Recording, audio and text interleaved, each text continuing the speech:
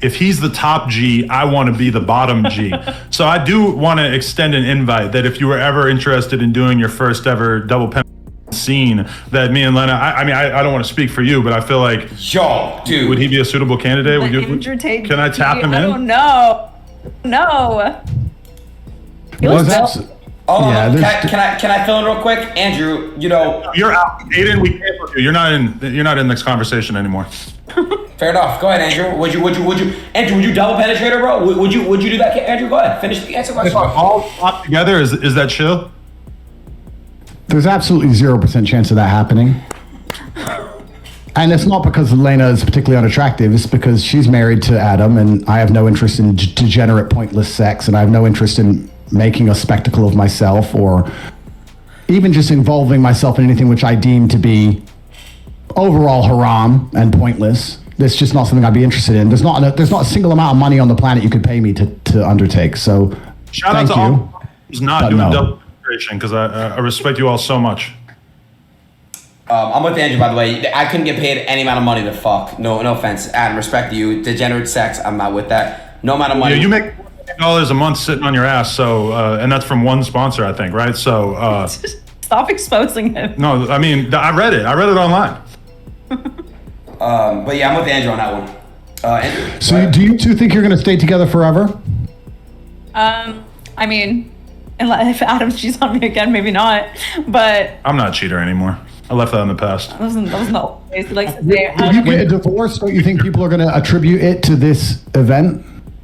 I always think that we're going to be together forever. I mean, we didn't get married a long time ago. We just got married. But it is unfortunate that if, in 10 years, we break up because, let's say he cheated on me, everyone's going to blame it on the fact that I fucked Jason in July of 2023. I don't think no one's going to think about anything else. Nobody's going to be thinking about the fact that we did this in 10 years, which when you're in the middle of the storm and everybody's freaking out on you every day, it's kind of easy to feel like, oh, this is going to define my life going forward. Now, that may be true to some extent because this has been such a thing, but I don't really think that it's that likely to follow us 10 years into the future. I don't know. My hope is to be with Adam forever. That is what I want. And again, last thing I want to say is this. Well, not last thing, but I think I asked this, but wait, so Lena, which sex was better? Because you haven't had it.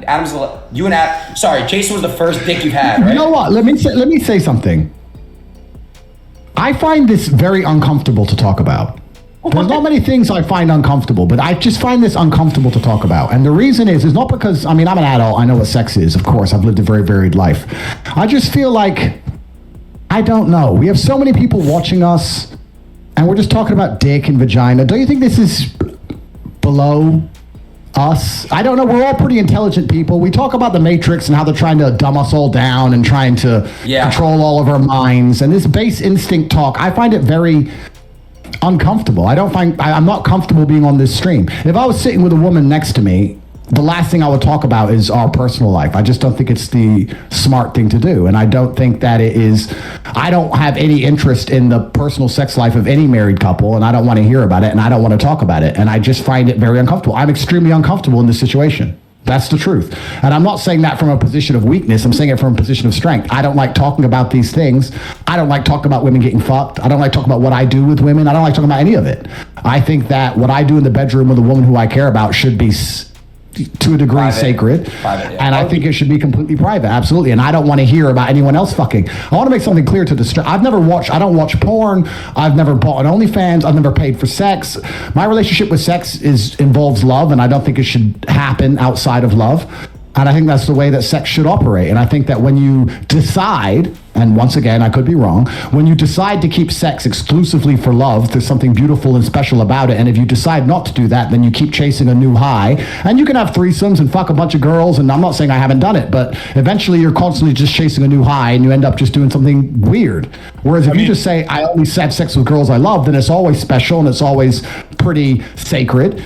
And you get to just enjoy it that way. And beautiful children are birthed. And life goes on. In maybe the last 5 years of our relationship, I can really only think of maybe 1 or 2 times that we've had sex with a girl off camera. For the most part, we are monogamous.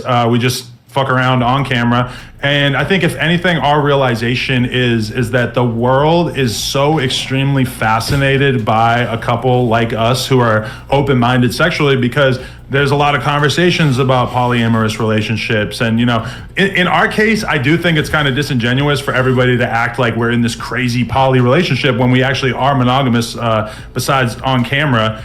But I mean, for us, it's really like a porn thing. You know, she shot this scene with this dude. As much as she may have enjoyed it or not enjoyed it, it was a money decision. It was like, oh, this is going to be a big move for my career and for our family. We're going to be able to retire off of this money. So that was the reason for it. Not like, oh, I'm just dying to have another dick in my mouth. I understand, and I'm not a saint. I'm not saying you're trying to say I'm a saint. I'm not trying to talk from a position of authority, but I have, perhaps, maybe it's my fight career, which Cerrone doesn't respect, or maybe it's something else, but I think that you can achieve a lot of happiness in life through actually reducing your exposure to certain things. I'll give you an example. I'm not particularly a foodie, but I will only eat once a day. Sometimes I don't eat for 2 or 3 days at a time, and that's the reason I love a steak. So right now I have unlimited sexual options because I am the top G and I'm the most famous man on the planet, and thousands of women a week are constantly trying to throw themselves at me. And the reason I reject them all is because I don't think I would enjoy sex as a whole if I slept with all these women. The reason I enjoy sex is because I say no to everybody and say no to everything.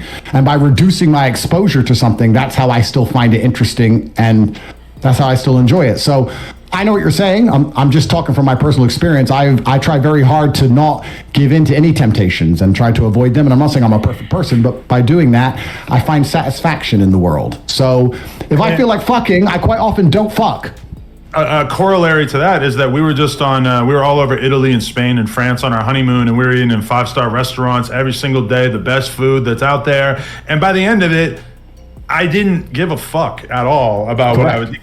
And now that I'm back home and I'm, eating on a pretty strict diet and exercising and everything like that, you could go get me a McDonald's fucking Big Mac and I'm going to be on cloud 9 because it's just so much more potent than the stuff that I'm eating on a day-to-day basis. So I would say that in the sense that there are a lot of guys out there who think that the key to happiness is just sleeping with as many women as possible. From my perspective, I'm infinitely more happy just being in a nice, solid relationship where I can really trust my partner, as opposed to the way I was, Andrew, before I got into this relationship with her. I was in the streets. I saved you. I was bad. I was fucking like 5, 6, 7 girls a week, new girls. It was disgusting. Doing cocaine, drinking to an absurd degree, popping Xanax, snorting perks. Fuck drugs. Fuck drugs. Fuck drugs. I was drugs, man. Yeah, I was drinking lean like Aiden Ross, and now I'm much insane, happier. I'm just sitting here like, it's crazy. All right. Well, I agree, and I just want to say that before you guys leave, I agree. I just want to say that I wish you absolutely the best. I wish the best for everybody on the planet, and I have nothing against you, and I'm glad that you are happy with your decision. I hope it works out fantastically for you, and I hope you stay together forever and you raise your children, because that's a beautiful thing, and that's what the world needs more of. So I wish you the absolute best. I think a lot of people expected us to argue, and I don't feel that way about you or your decisions, and you seem like very nice people. So I wish you the absolute best, and Lena, I hope you had fun, and I hope you enjoy your marriage. You gotta respect Andrew's approach to this, but he just said what he thought was morally right. Maybe they'll learn a thing or two from what he said. What was Aiden's part in this? But anyway, let me know what you think of the interview. Let me know down in the comments.